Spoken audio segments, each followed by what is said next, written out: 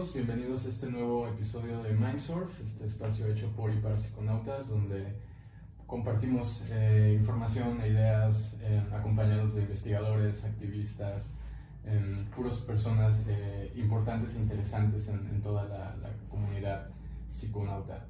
En esta ocasión Regina no nos acompaña, está más bien apoyándonos detrás de la cámara, pero está nuestro compañero Neiros Speculum de la comunidad Mindsurf y de la comunidad de Biosinapsis. Hola, Neiros. Hola, ¿qué tal?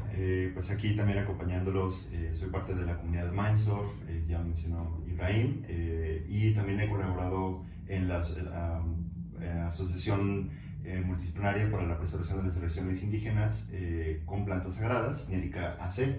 Entonces, pues aquí voy a estar en esta ocasión acompañando a esta entrevista con Armando. Pues bienvenido, Neiros, y por supuesto nuestro invitado del día de hoy, Armando Loizaga, psicólogo, presidente de la Asociación Multidisciplinaria para la Preservación de Plantas Sagradas. Hola Armando, muchas gracias por venir. Gracias a ustedes por la invitación, la oportunidad. Genial, genial. Oye, pues sería muy apropiado comenzar esta conversación hablando un poco de precisamente cuál es tu acercamiento al tema de las plantas sagradas, cómo llega alguien a dirigir a una asociación encargada de preservar estas tradiciones. Un poco antes de esto, solo quisiera decir que Armando realmente es uno de los grandes actores que tienen bastante tiempo trabajando de manera muy profesional en esta asociación, impulsando políticas, revisión de políticas de drogas, en la preservación del peyote, por ejemplo. Ya no se hablará de estos temas, claro. Pero bueno, creo que sí es una figura bastante relevante, y sobre todo hoy en día que tenemos como una posibilidad más amplia de despenalizar y entender estas sustancias de una manera bastante profesional, y pues bueno, de eso nos podemos hablar. Por supuesto. Bien, gracias. Empiezo. Bueno, yo quisiera empezar por recordar,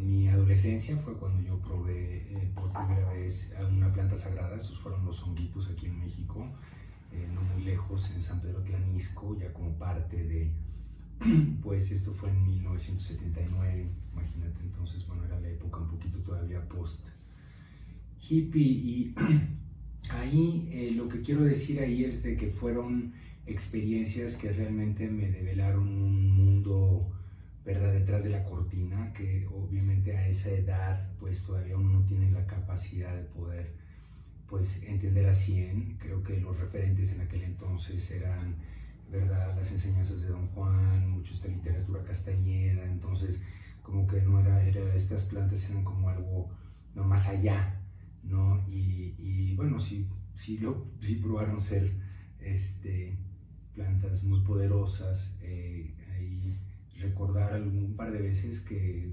realmente hubiera sido bueno tener un guía, ¿no? Y que quizá a esa edad, con preguntas tan profundas filosóficamente hablando, ¿no?, cuestiones ya de significado de la existencia, ¿no?, y cuestiones cósmicas y del universo, y bueno, pues uno experimentando a los 17 años no sabe bien cómo poder, ¿verdad?, integrar. Entonces ese es como un pensamiento que sí, el entender que estas plantas requieren de una maestría, requieren de un contexto, requieren de estar preparado y bien guiado, y bueno, luego entonces sí van a dar, ¿verdad?, frutos en muchos niveles del ser humano. Pues bueno, yo esto lo tuve como referente en mi adolescencia. También diría yo que fui una persona curiosa en el consumo de otras sustancias, algunas que me llevaron realmente a estados de ingobernabilidad, como para que a los 23 años yo buscara una salida. Entonces también me ingresé al programa de Narcóticos Anónimos y hice toda esa parte, ¿no?, de rehabilitar, ¿no?, una compulsión con respecto al consumo de otras sustancias. Y los psicodélicos permanecieron ahí como un buen capítulo de mi historia de consumo de drogas. Después yo me formé como psicólogo en la Universidad de Minnesota. Me especialicé en tratamientos de las adicciones, precisamente, ¿no?, porque ayuda el tener el referente personal, ¿verdad? Y bueno, así yo llegué a México en el 92 a pues, desarrollar una clínica. Ahí me interesé por la psicología cognitivo-conductual. Establecimos ahí un proyecto que todavía permanece, se llama Interdisciplinas Cognitivo-Conductuales, y eran servicios de psicoterapia cognitivo-conductual. Y también viendo las limitaciones que había en esa forma científica de ver la problemática de las adicciones, entendiendo que tiene un componente espiritual tan importante. Claro. Busqué entonces en la psicología junguiana, me acerqué más a cuestiones de psicología arquetipal, fenomenológica, transpersonal, y así poco a poco pues como que me fui metiendo, ¿no? Así, conocí a Ania, mi esposa, en el 98, en un taller de psicología analítica junguiana, y ella venía de la selva, de estar en un proyecto Takiwasi, claro, muy interesante, ¿verdad? Takiwasi.org, para que lo busquen, y llevaba ya casi 8 o 10 años desde cuando nosotros llegamos en el 98, o sea, tiene, no sé cuánto tiene ahorita, pero sigue ahí, bajo el cuidado del doctor francés Jacques Mavit y todo un equipo que ha pues pasado por ahí, gente en el mundo de la ayahuasca como José Campos, que estuvo ahí desde el inicio, ¿no? Y lo bonito de ese proyecto pues es esta parte como multidisciplinaria, interdisciplinaria, donde el Jack como médico occidental, vamos a decir, internista, ¿no? Se va a la selva amazónica, creo que es un tema de servicio social, y conoce la ayahuasca, y le viene la visión, ¿no? De que esta sería una medicina excelente para trabajar las adicciones, y así pues surge ese proyecto. Y entonces yo, al conocer de este proyecto como pues especialista en el tratamiento de las adicciones, pero también teniendo el referente, ¿verdad?, de mi juventud, explorando con los psicodélicos, pues cuando me enteré de un proyecto multidisciplinario que integraba la ayahuasca en un contexto ceremonial en el tratamiento de las adicciones, me pareció genial. Entonces hice todo lo que pude para ir a visitar, ¿no? Y bueno, ahí sí ya todo cambió, porque bueno, la medicina de alguna manera se develó, ¿no? Y mostró su gran potencial en mi propio proceso, y observar, estuve 9 meses ahí observando, ¿verdad?, los cambios y la manera en la que esta medicina de la Amazonia pues trabajar en el ser humano, ¿no? Y antes de esto, ¿tú ya te dedicabas a ayudar a personas Sí, en términos de superar adicciones? Exactamente, sí, como 8 años, 10 años estuve trabajando en un modelo clásico, que le llaman el modelo Minnesota, ¿no? O sea, de abstinencia total, muy basado en los principios de AA, que bueno, tiene muchas cosas positivas, el sentido de la comunidad, el sentido de, ¿verdad?, pensar en un poder superior y este tipo de herramientas, pero bueno, también viendo que está limitada, claro, por factores, ¿no? Surgió en un contexto social, económico, muy específico, ya ¿verdad? Ha cambiado mucho, pero queriendo también ahorita, ¿verdad?, hacer referencia a un dato que ya sabemos aquí porque lo hemos platicado antes nosotros, pero Bill W., ¿verdad?, en su experimentación con el LSD. Claro. Para quien no lo sepa, Bill Wilson fue el creador del modelo de Alcohólicos Anónimos. Y bueno, tuvo acceso a esta experiencia, y él inclusive pues lo relata en literatura oficial del programa, en donde él reconoce el valor terapéutico del LSD, en particular para el tratamiento del alcoholismo. Y bueno, es en la época que además estaban haciendo los estudios con LSD en Saskatchewan, ustedes son más los... Sí, de hecho él propone que Bill Wilson había propuesto que el último paso estaría conformado por una toma de LSD. Lamentablemente en ese momento viene toda el tema contracultural, la situación se sale de control y eso nunca se logra implementar, ¿no? Pero después, o sea, tú tienes este bagaje, digamos, en una línea más tradicional. después tienes estas experiencias, como ayahuasca particularmente. ¿Cómo cambia eso tu visión del el abordaje al tema del tratamiento de adicciones? Pues mira, bueno, empezando porque la ayahuasca develó ahora sí que la naturaleza de mi ser interior. Psicoespiritual, digamos. No, así como es un poquito un lenguaje un poco científico, pero bueno, de qué otra manera lo dices, ¿no? Entonces, esta capacidad de poder observar la mente, ¿no? De poder, como te diré, integrar en diferentes funciones de mi cognición, ¿no? Estar además yo consciente de lo que está pasando a nivel de procesos cognitivos, ¿no? Y estar pues realmente asombrado, ¿no? de la profundidad, ¿no? Con la que, y la precisión con la que esta medicina empieza a trabajar. Entonces, pues primeramente es ver en uno, ¿no? el cómo se manifiesta esta conciencia. Creo que como científico teórico, o sea, me sirvió todo este estudio de la psicología fenomenológica, arquetipal, todo esto que es el estudiado del chamanismo, ¿verdad? De la importancia del ritual, y bueno, todo el lenguaje, eso, arquetipal, fenomenológico, metafórico, simbólico, exactamente, sirvió mucho, ¿no? Y a la vez, o sea, se develó todo eso que se había leído en teoría y que uno medio, pues que te lo puedes imaginar, pero pues, hasta que no lo vives no te das cuenta, ¿no? Entonces, quiero nada más ahí terminar con que sí fue diríamos, una transformación profunda que la medicina logró en mi propio proceso de sanación, ¿no? Que me mostró a mí que, bueno, pues si puede contigo, puede con, ¿no? Se puede, o sea, ya viste cómo y por dónde. Entonces la medicina, pues el ayahuasca en este caso, ¿no? Cómo va guiando al proceso. Es muy interesante. También, bueno, es bastante interesante cómo, bueno, en tu caso pudiste acceder a esto para darte cuenta de bueno, tu ser interior, como le mencionas, y cómo esto te transforma tu relación con la vida, con la naturaleza, con tu visión, tu entendimiento de quién eres y del universo, etcétera. Estas plantas sagradas, como la ayahuasca, pero aquí en México también el peyote, los hongos, etcétera, etcétera, han estado presentes en culturas, pues, antiquísimas, ¿no? Ancestrales.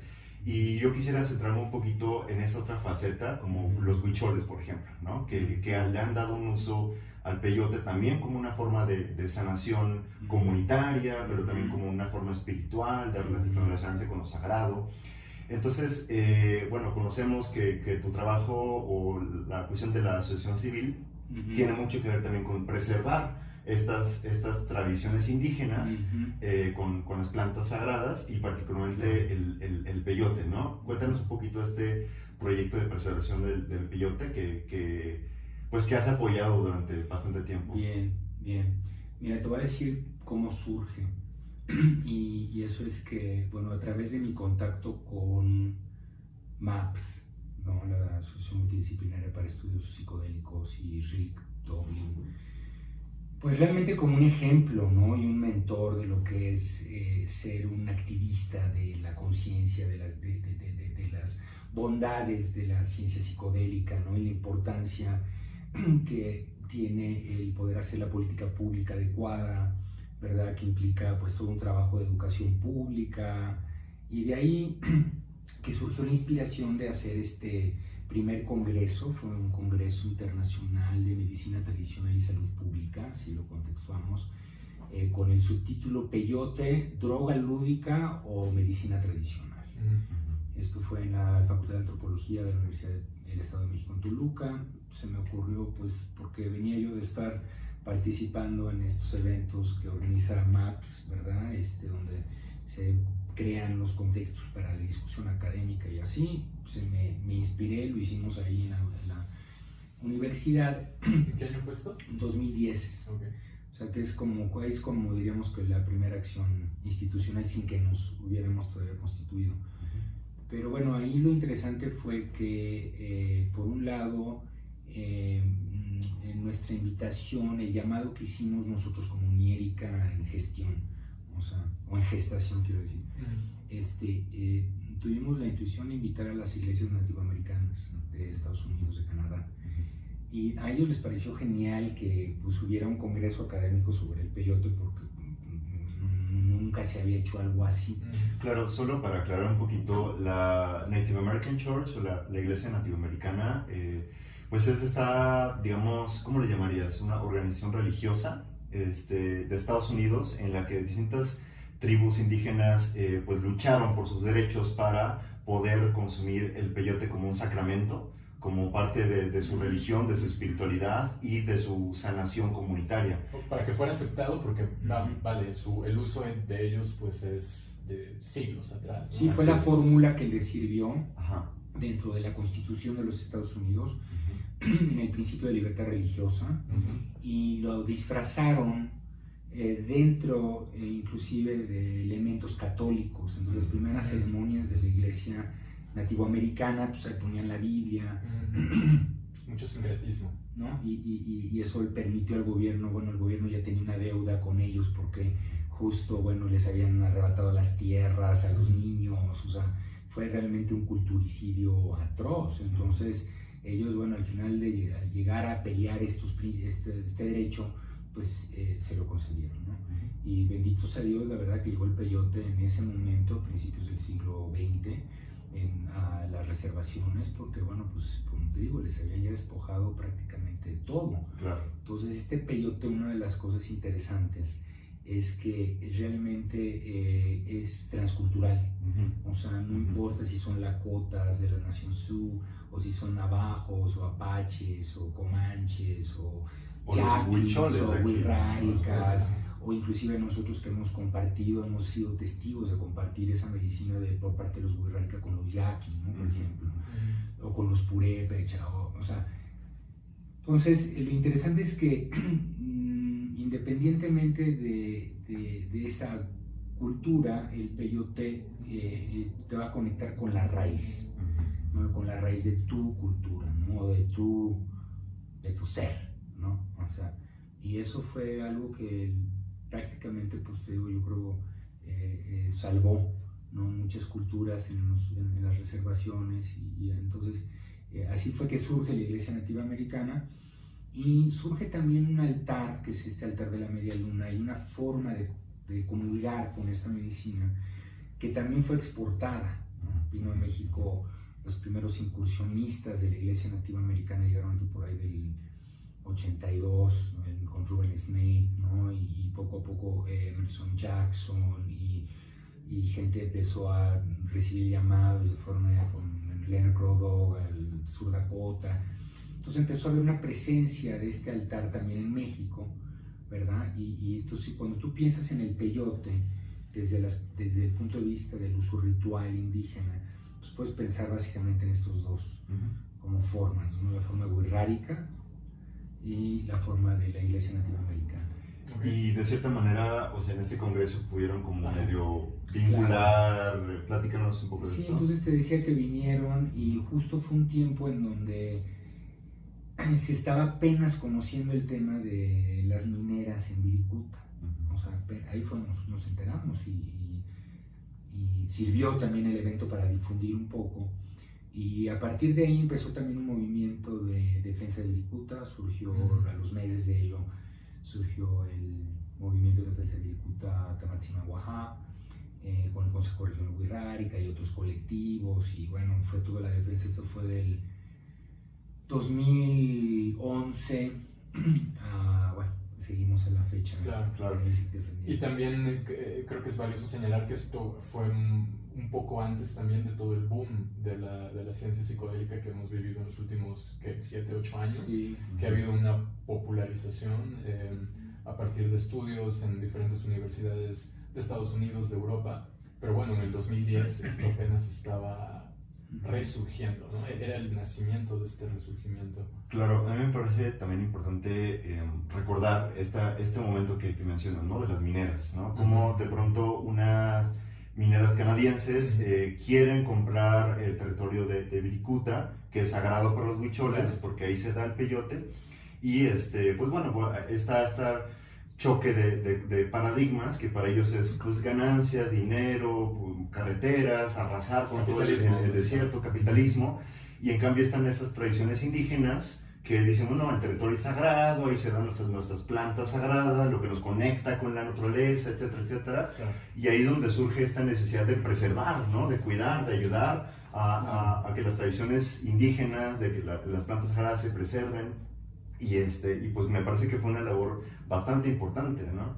Gracias, sí, me hace pensar en la importancia de las tradiciones indígenas, porque nosotros como organización de la sociedad civil centramos nuestros esfuerzos, pues diríamos sociales, ¿verdad? Filantrópicos, en lo que es el poder preservar el conocimiento de los pueblos indígenas en relación a la aplicación de estas plantas. ¿Por qué? Porque pues empíricamente ellos han mantenido las tradiciones que se han mantenido. O sea, el interés de nosotros ha sido pues estudiar lo que hay. No hemos tenido tiempo ni oportunidad de ir a estudiar, por ejemplo, todo lo que es la tradición mazateca. Otro universo.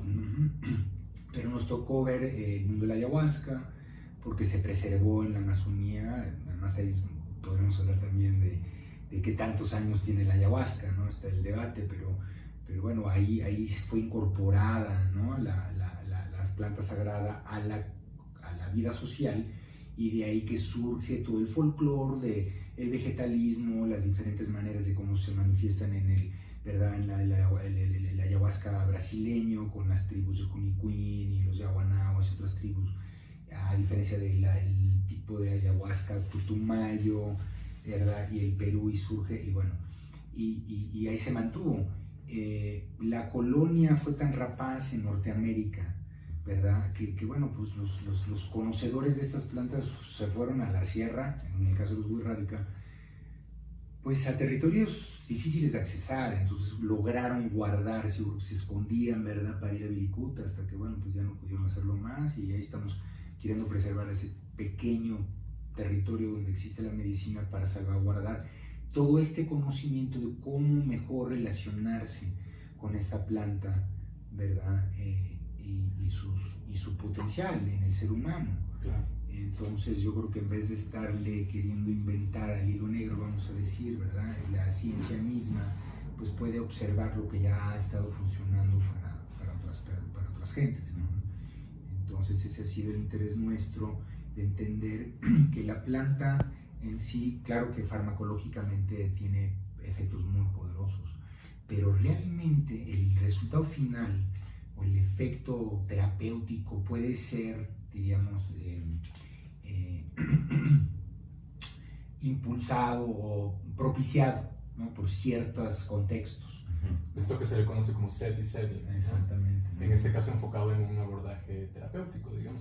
Antes de entrar a la parte concreta de medicina intercultural, como para cerrar esta parte de la preservación de las plantas, ya hablamos un poquito del impacto que tiene el tema de las mineras canadienses en toda esta región, en Wirikuta.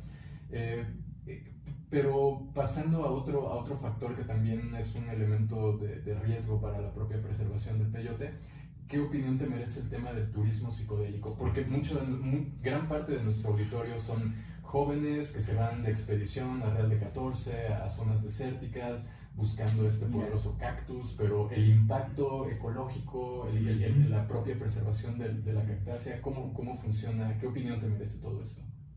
Bueno, me ha hecho reflexionar, y mi pensamiento pues ahí es, es difícil cuidar de una planta, ¿verdad?, cuya posesión, manejo, ¿verdad?, implica un delito contra la salud con penas de 6 a 10 años. O sea, implica también la dificultad por parte de las instituciones de gobierno mismo de tener mecánicas de preservación ambiental, medioambiental. O sea, no hay permisos para investigar la biología del peyote, de la ecología del peyote. No existen estudios en México, ¿no? Nada relacionado al peyote, porque pareciera que estás hablando de un material radioactivo. Entonces, nuestro pensar es que inclusive en armonía con el pensamiento de la actualidad en modelos de sustentabilidad, pues cómo buscar la vocación de la tierra misma, que pueda, ¿verdad?, sostener a un turismo bien guiado, bien contenido, ¿verdad?, en donde se exista la contención del turismo, o sea, inclusive de la experiencia.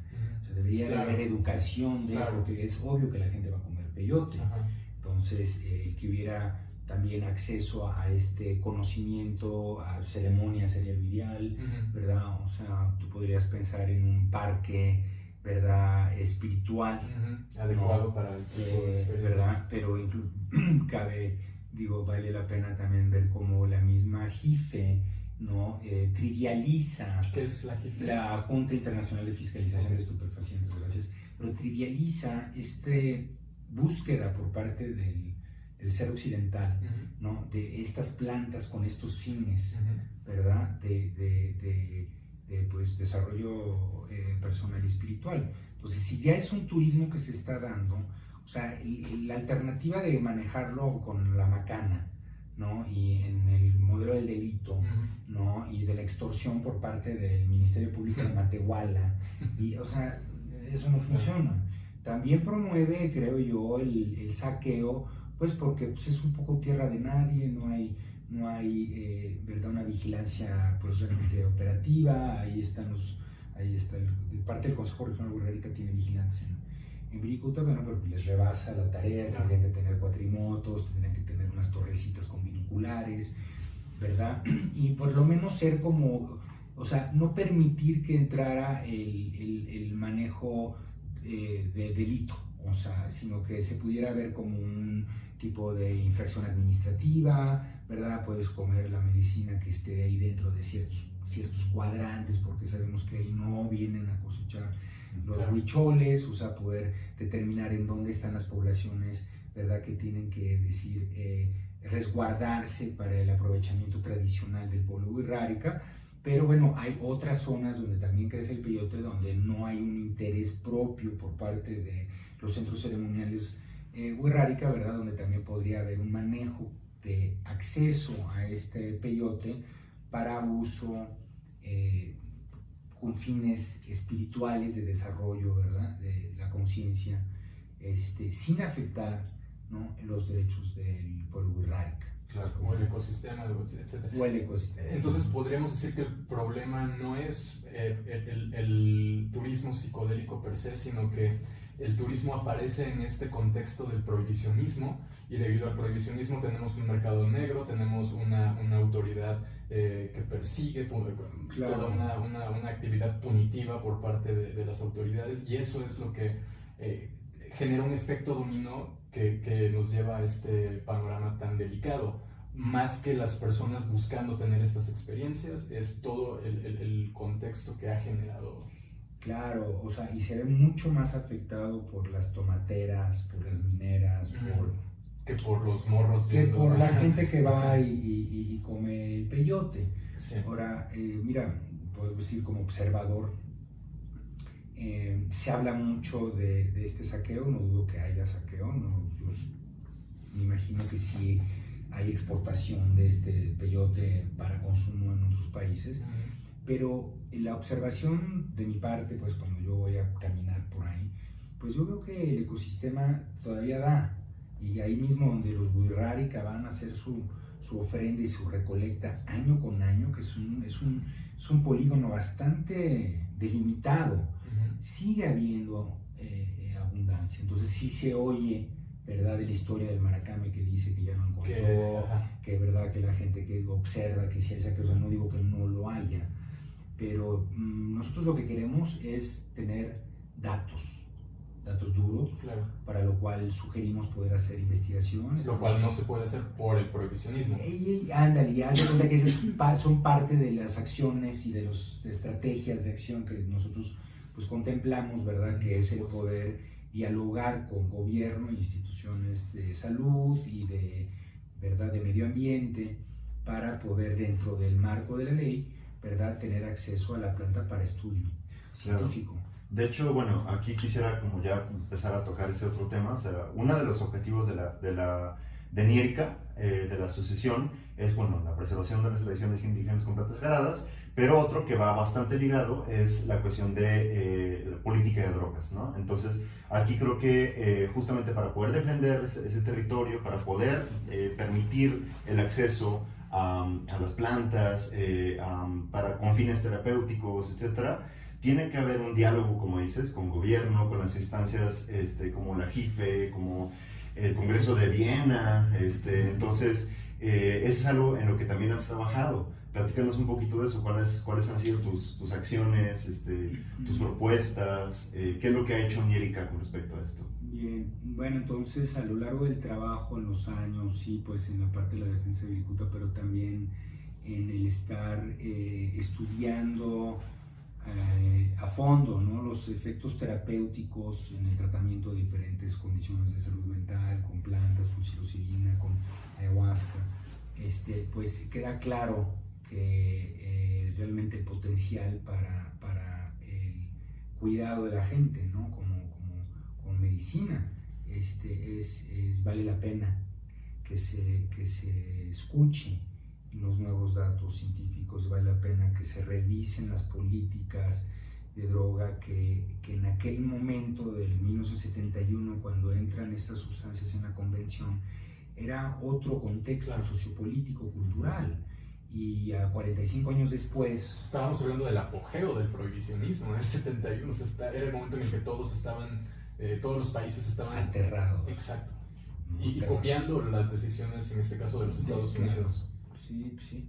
Entonces, bueno, ahí lo interesante es que a pesar de que las moléculas que contienen las plantas, en este caso mescalina, psilocibina y las dimetiltriptaminas, están en las listas,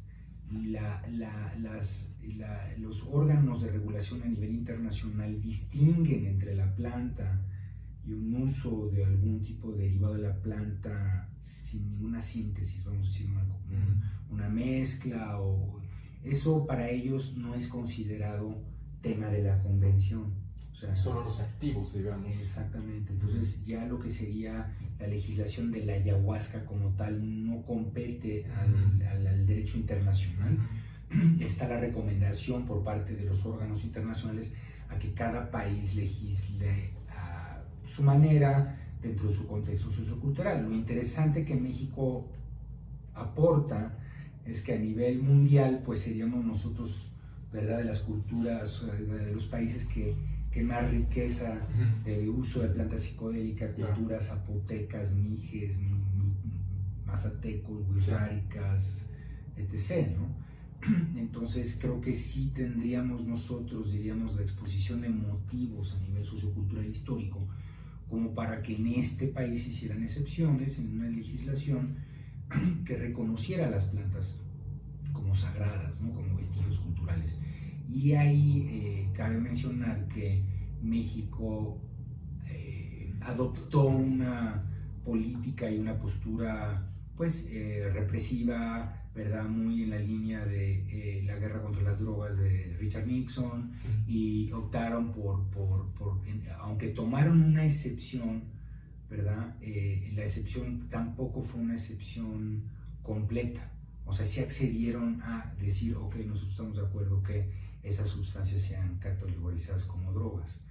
Cuando, bueno, a la hora de que se legisla, ¿verdad?, y se pasa la Ley General de Salud, ahí queda en el artículo 245 la clasificación de las lofoforas y de las psilocibes, que son las plantas, o sea, como tales, las plantas, las especies están ahí denominadas psilocibes zapotecorum, mazatecorum, cubensis, lofofora williamsi, así, ¿no? Y yo creo que en ninguna legislación del mundo pues están ahí las plantas. Las plantas estén en esa clasificación porque México decidió ponerlo ahí mucho en presión, diríamos, de como los Estados Unidos. Entonces, si la planta contiene mescalina, es mescalina. Pues no, porque sabemos que la proporción de mescalina, ¿verdad?, a nivel peso atómico peyote, pues estamos hablando de un punto algo de porcentajes muy pequeños, ¿no?, de su masa. Entonces surgen, ¿verdad?, discusiones interesantes que habría que separar ahí y poder, ¿verdad?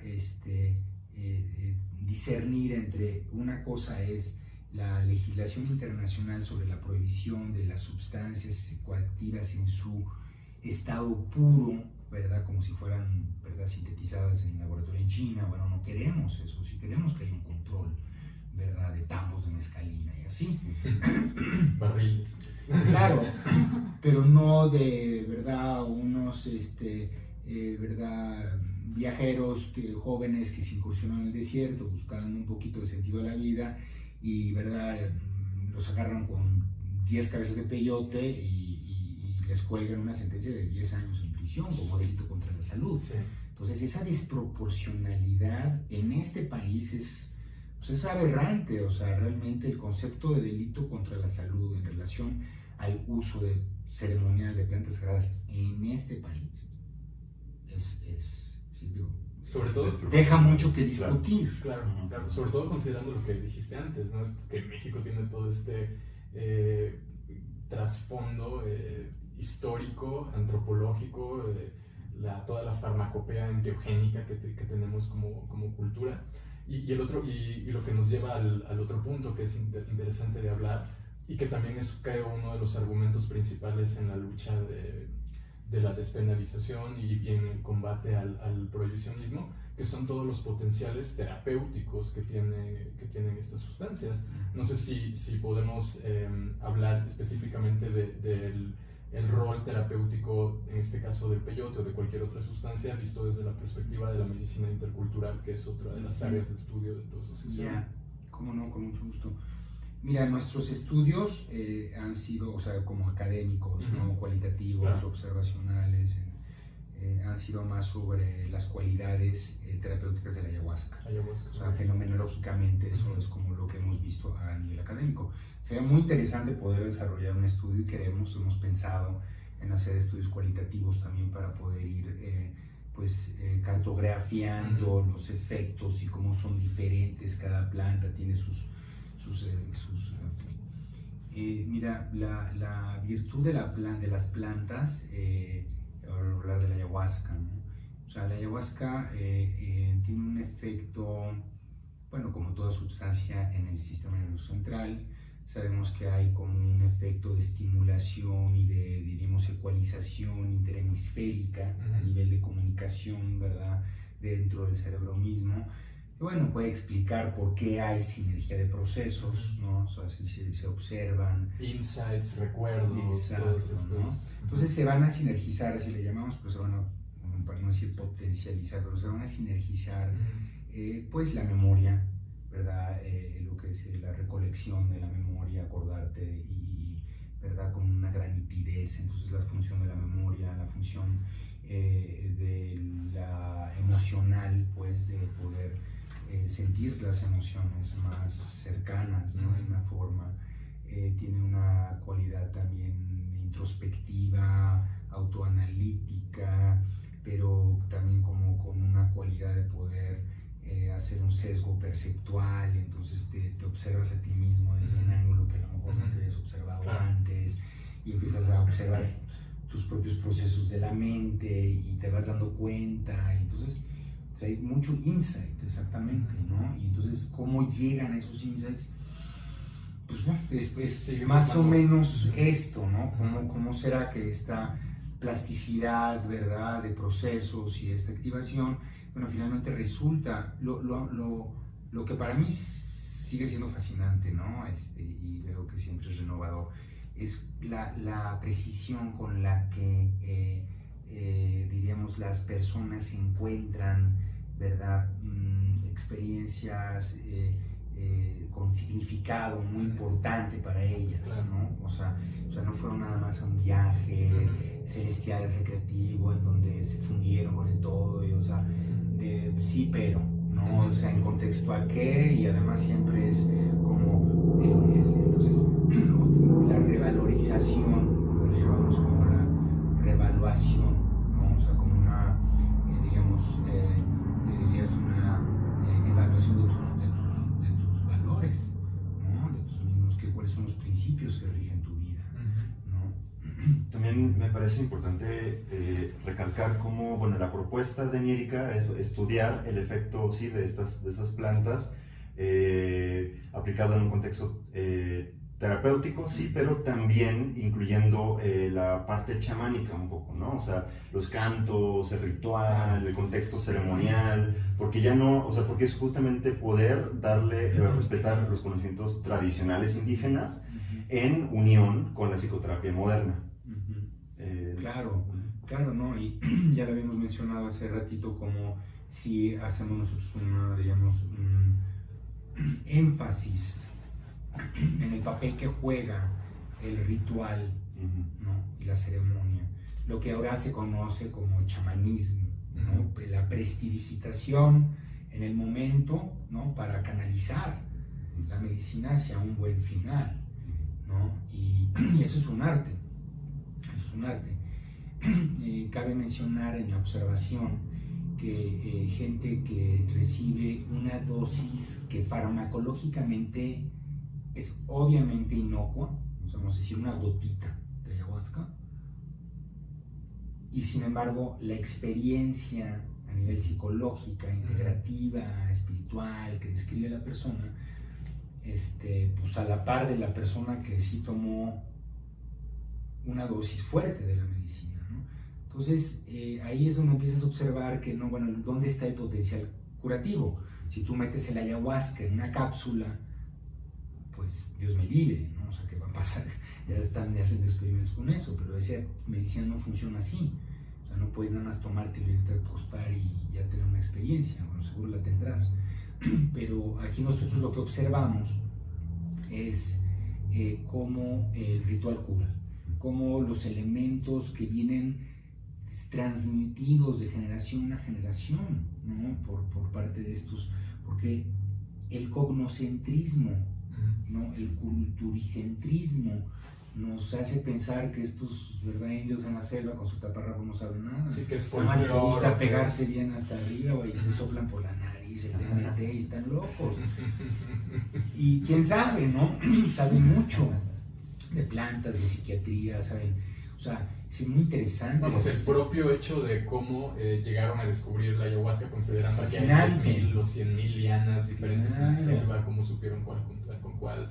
Es todo un enigma farmacológico, antropológico, lo que ya incluso hace rato medio mencionaste, esta cuestión de, bueno, ¿cuánto tiempo tiene la ayahuasca? Porque hay antropólogos que dicen que son unos pocos siglos, pero en realidad cuando vas y les preguntas, ellos te dicen que son milenios. Entonces hay toda una cuestión hiper enigmática rodeando el tema de la ayahuasca.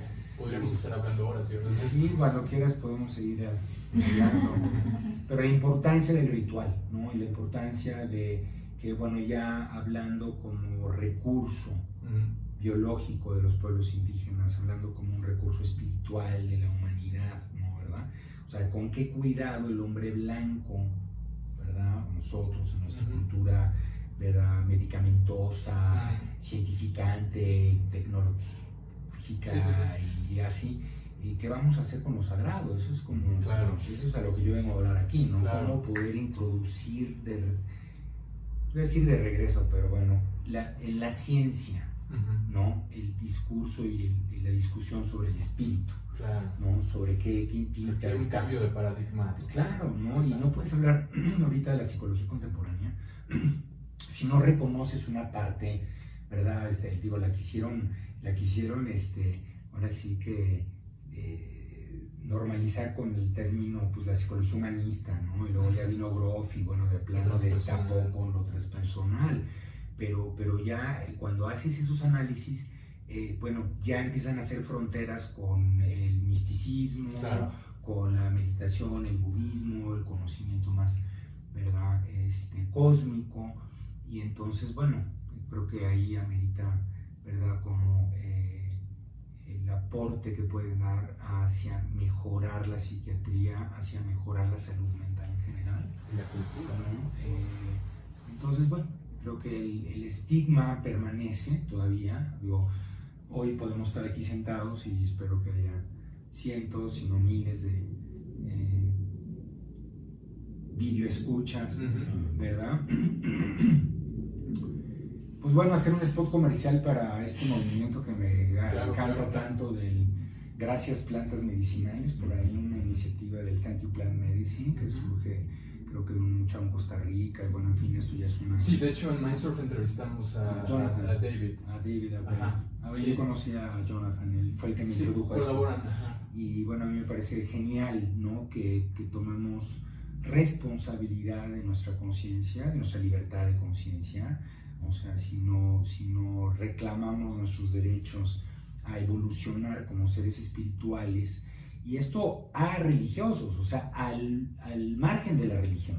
Claro. Todo aquí puede ser budista, digo, Mije, Lakota, Wixárika, no importa, ¿no? Lo importante es que somos seres humanos, ¿no? Y que también en lo más profundo de nuestro ser está ese corazón, ¿no? Que para nosotros en México ha quedado claro en el peyote, ¿no? En la medicina que lleva el nombre del capullo del corazón.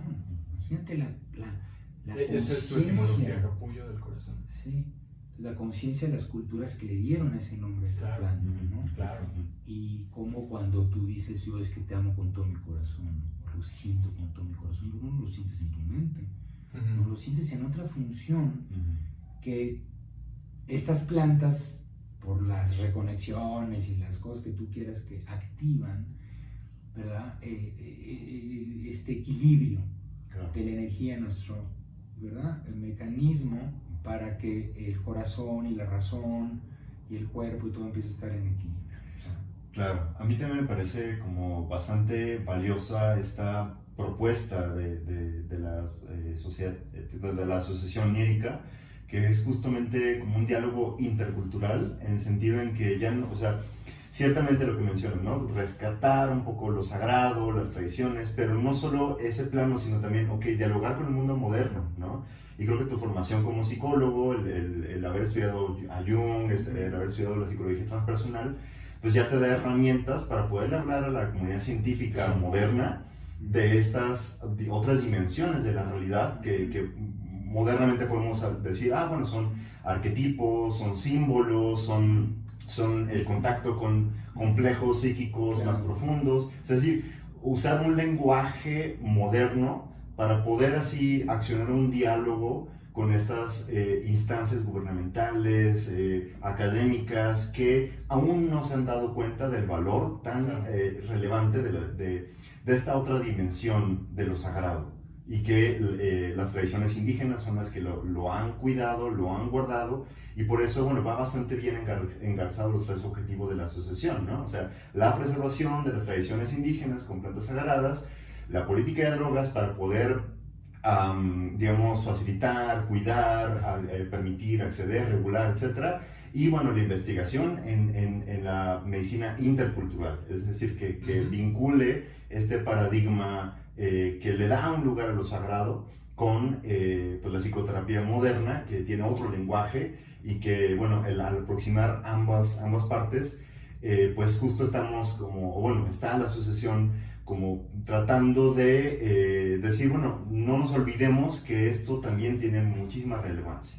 Sí, es súper admirable el trabajo en ese sentido, porque pues básicamente están integrando a todos los actores que tienen voz y cuyas decisiones repercuten, en el caso de los políticos, en el caso de las personas que representan el paradigma médico, psicológico, y también en el caso de las personas, acercando, culturalizando toda esta idea de la importancia de todas estas plantas, en el sentido de reconectar con la dimensión psicoespiritual, que es algo que básicamente el mundo moderno, la sociedad secular occidental, ha mantenido debajo de la superficie. Entonces, felicidades por el trabajo que están haciendo, y pues muchas gracias por habernos acompañado. ¿Algo que quieras agregar para ir cerrando? Salgan del closet psicoactivo este 20 de febrero 2020. Es el momento para poder compartir y, bueno, estar más activos en este proceso.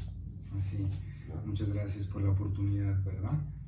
Bueno, solo quisiera agregar también, si quieren conocer un poco más del proyecto de la asociación, está la página Niérica, con K, N-I-E-R-I-K-A,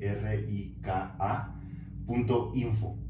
En esta página se pueden dar cuenta un poco de lo que se ha estado haciendo, de los trabajos que se han realizado, de las investigaciones, etc. Y pues esto, seguramente vamos a estar escuchando más proyectos, más acciones de parte de Niérica. Y pues esto, no sé si hay algo más que decir. Excelente programa. Va, gracias. Pues va. Para la próxima. Gracias. Habrá más que conversar. Claro. Segurísimo. Venga. Sí, hay todo un universo ahí.